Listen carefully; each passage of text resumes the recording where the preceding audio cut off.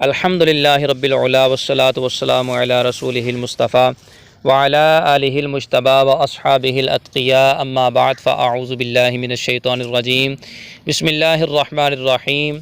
नाज़रीन, आज का हमारा दर्स शरीयत अहकाम ज़कात के मुतालिक और अहकाम ज़कात में से भी साइमा जानवरों की ज़कात के मुतालिक और फिर साइमा जानवरों में से भी साइमा ऊँट की ज़कात के मुतालिक है।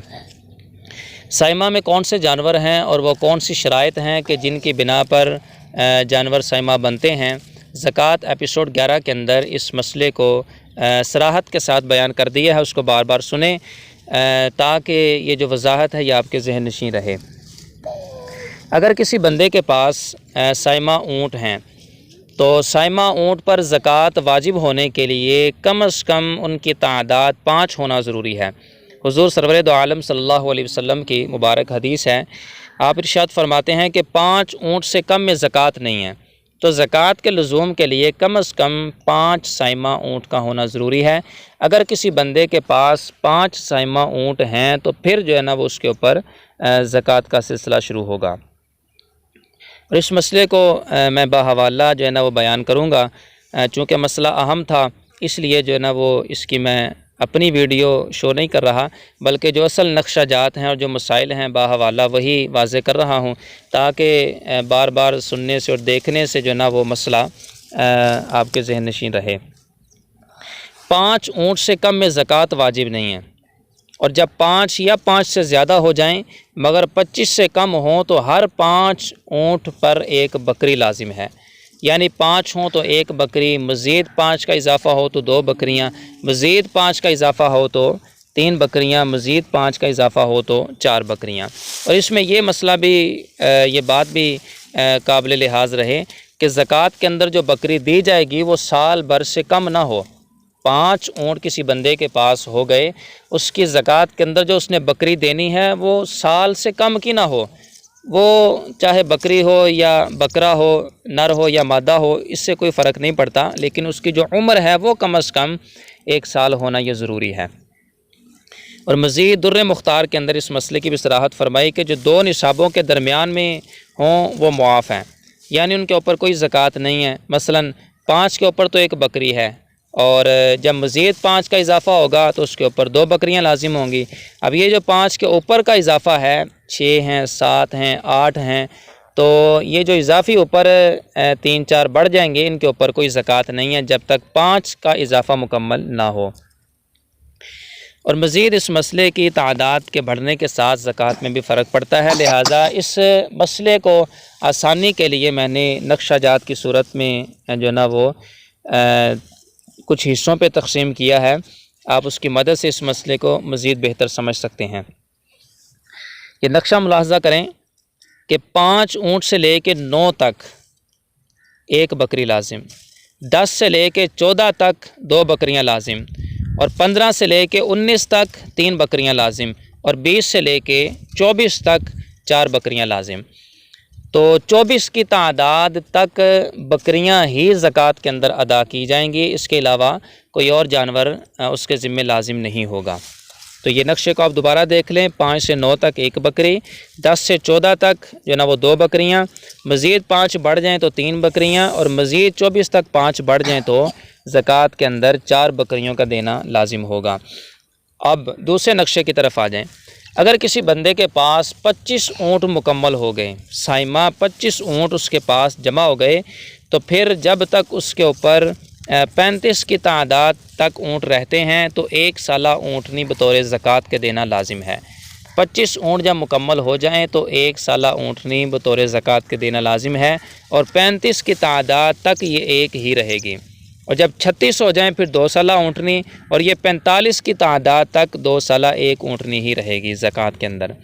और जब 46 हो जाएं तो फिर 3 साला ऊँटनी है, और ये 60 की तादाद तक एक ही ऊँटनी बतौर ज़कात के देना लाजिम रहेगी। और जब 61 हो जाएं तो फिर 4 साल की एक ऊँटनी बतौर ज़कात के देना लाजिम है, और ये 75 की तादाद तक एक ऊँटनी ही ज़कात के अंदर रहेगी। और जब 76 हो जाएं तो फिर 2 साल की 2 ऊँटनियाँ बतौर ज़कात के देना लाजिम है, और ये 90 की तादाद तक ये 2 ऊँटनियाँ ही रहेंगी। और जब 91 हो जाएं तो फिर 3 साल की 2 ऊँटनियाँ बतौर ज़कात के देना लाजिम है, और ये 120 की तादाद तक ये 3 साल की 2 ऊँटनियाँ ही ज़कात के अंदर रहेंगी। इसमें मज़ीद जो है वो किसी और जानवर का ज़कात के अंदर इजाफ़ा नहीं करेंगे। ये नक्शे को आप दोबारा भी देख सकते हैं। बहरहाल तीसरे स्टेप की तरफ आ जाएं। अगर किसी बंदे के पास 121 ऊँट जमा हो गए, 121 साइमा जानवर ऊँट जमा हो गए, तो उसके ऊपर 2-3 साला ऊँटनियाँ देना लाजिम होगा। 2-3 साला ऊँटनियाँ देना लाजिम होगा। और फिर जो है ना वो इसके ऊपर हर 5 ऊँट बढ़ने पर एक बकरी का भी इजाफ़ा उसको करना लाजिम होगा। और ये 149 की तादाद तक यही ज़कात का सिलसिला होगा। यानी 121 अगर उसके पास तादाद हो जाती है तो 2-3 साला ऊँटनियाँ ज़कात में देंगे। अब मज़ीद 121 के बाद जो 5-5 ऊँट का इजाफ़ा होता जाएगा, तो फिर हर 5 के ऊपर एक बकरी का इजाफ़ा बतौर ज़कात के हम करते जाएंगे। और ये जो हम इजाफ़ा करेंगे एक बकरी का हर 5 के ऊपर, ये 149 तक जाएगा। अगर उस बंदे के पास 150 जो है ना वो ऊँट साइमा जमा हो जाते हैं, तो फिर 3 साला ऊँटनियाँ और हर 5 पर एक बकरी, 3 साला ऊँटनियाँ देना लाजिम है और हर 5 पर एक बकरी। और ये जो तादाद है ये 174 तक जाएगी। अब अगर उस बंदे के पास 175 जानवर जमा हो जाते हैं साइमा ऊँट, तो उस बंदे पर 3 साला और 1 साला ऊँटनी देना लाजिम हो जाएगा। 185 तक, 175 से लेके 185 तक उस बंदे के ऊपर 3 साला और 1 साला ऊँटनी बतौर ज़कात के देना ये लाजिम होगा। अब अगर उसके पास 186 हो जाते हैं तो 3 साला और 2 साला ऊँटनी देना उस बंदे के ऊपर लाजिम होगा।